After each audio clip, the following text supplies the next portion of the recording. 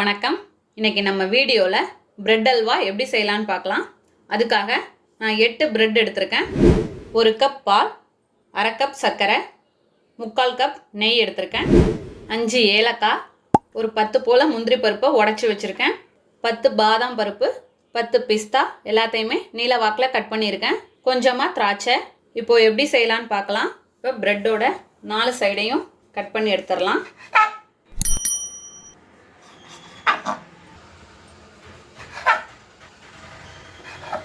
இப்போ இதை சின்ன பீஸாக கட் பண்ணிக்கலாம்.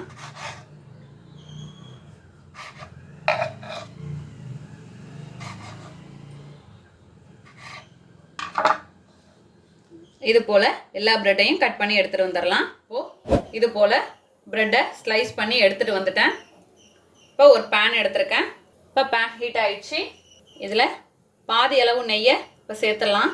இப்போ நெய் உருகுனதும் இதில் முந்திரி பருப்பு சேர்த்துடலாம். பாதாம், பிஸ்தா,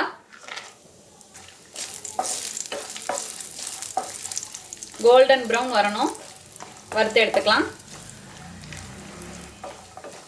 இப்போ இதை அரைச்சி எடுத்துக்கலாம். திராட்சையை வறுத்து எடுத்துக்கலாம்.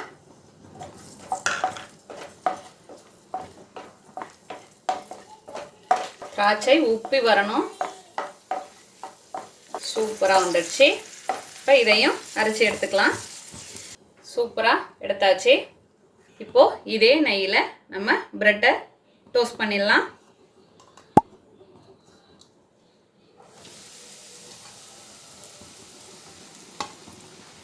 பிரெட்டும் கோல்டன் கலர் வர வரைக்கும் டோஸ்ட் பண்ணி எடுத்துக்கலாம். ஃப்ளேமை கம்மி பண்ணியே வச்சுக்கோங்க. நெய்யிலேயே அது டோஸ்ட் பண்ணாதான் அந்த டேஸ்ட் நல்லா கிடைக்கும். இப்போது எல்லா பக்கமும் கோல்டன் கலர் வர்ற வரைக்கும் நல்லா டோஸ்ட் பண்ணி எடுத்தாச்சு.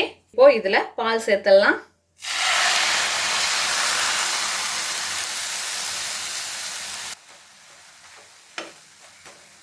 இதோட கொஞ்சமாக தண்ணி, நல்லா வெந்து குழஞ்சி வரணும்.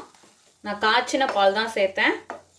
ஃபுல்லாகவுமே பால் சேர்த்து செய்யலாம், இன்னும் டேஸ்ட் நல்லாயிருக்கும்.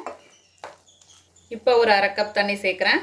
மொத்தம் 1 கப் தண்ணி சேர்த்துருக்கேன். 1 கப் பால். அப்படியே வேகட்டும். இப்போ பிரெட்டு நல்லா வெந்து வர்றதுக்குள்ளே நம்ம இதில் கொஞ்சமாக முந்திரி பருப்பு, பாதாம், பிஸ்தா எல்லாமே சேர்ந்து எடுத்துருக்கோம், திராட்சையை தவிர. இதை மிக்சி ஜாரில் சேர்த்து பொடியாக அரைச்சி எடுத்துகிட்டு வந்துடலாம். இப்போ இதோட ஒரு 4 ஏலக்காய் அதையும் சேர்க்குறேன். சேர்த்து எல்லாத்தையும் பவுடராக அரைச்சி எடுத்துகிட்டு வந்துடலாம். இப்போ இந்த அளவுக்கு குறப்பாக அரைச்சி எடுத்துகிட்டு வந்தாச்சு. இதை சேர்த்துடலாம். சேர்த்துட்டு நல்லா கலந்துக்க வேண்டியதுதான். மீடியம் ஃப்ளேம்லேயே இருக்கட்டும். இப்போது இதில் சர்க்கரை. இப்போ தண்ணி வற்றி வந்திருக்கும். சர்க்கரை சேர்த்தோன்னே தண்ணி விடும். நல்லா கெட்டி பதத்துக்கு வர அளவுக்கு சேர்த்துக்கலாம்.